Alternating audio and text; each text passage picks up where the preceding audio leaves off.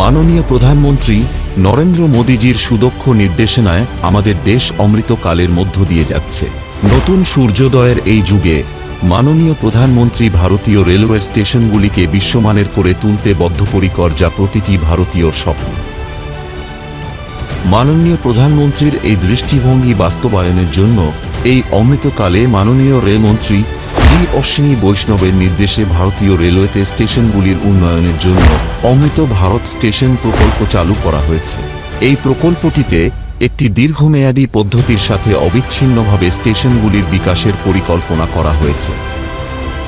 এই প্রকল্পটির master plan তৈরির মাধ্যমে স্টেশনগুলিতে সুযোগ সুবিধা বিশ্বমানের গড়ে তোলার জন্য স্টেশন চত্বর, ওয়েটিং হল, টয়লেট, লিফট, এসকেলেটর, বিনামূল্যে ওয়াইফাই, স্থানীয় পণ্যগুলির জন্য ওয়ান স্টেশন ওয়ান প্রোডাক্টের মতো কিয়স্ক সুলভ প্রকল্প ইত্যাদির আধুনিক ব্যবস্থা করা হয়েছে।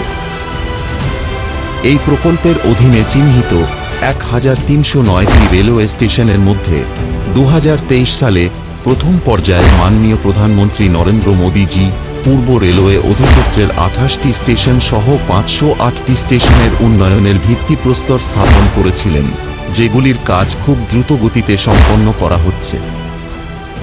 দ্বিতীয় পর্যায়ে পূর্ব রেলের অধিক্ষেত্রে আরও 28টি স্টেশন এই যোজনার অন্তর্ভুক্ত করা হচ্ছে। ভবিষ্যতে পূর্ব রেলওয়ের এই অমৃত স্টেশনগুলি একটি অর্থনৈতিক কেন্দ্র হয়ে উঠবে, মাননীয় প্রধানমন্ত্রীজির ভোকাল ফর লোকাল ধারণাকে বাস্তবায়িত করবে এবং স্থানীয় পণ্য দ্রব্যগুলিকে বৃহত্তর বাজারে তুলে ধরার কেন্দ্র হিসেবে গড়ে উঠবে।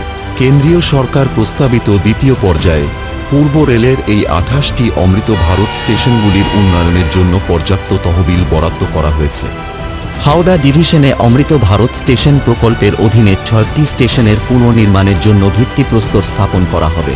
এই পুনঃ উন্নয়ন কাজের উদ্দেশ্যে বালি স্টেশনের জন্য 27.26 কোটি টাকা, ব্যান্ডেল স্টেশনের জন্য 307 কোটি টাকা, চন্দননগর স্টেশনের জন্য 18.34 কোটি টাকা, ডানকুনি স্টেশনের জন্য 15.06 কোটি টাকা, খাগড়া ঘাট রোড স্টেশনের জন্য 10.18 কোটি টাকা এবং সাঁইথিয়া স্টেশনের জন্য 7.3 কোটি টাকা বরাদ্দ করা হয়েছে।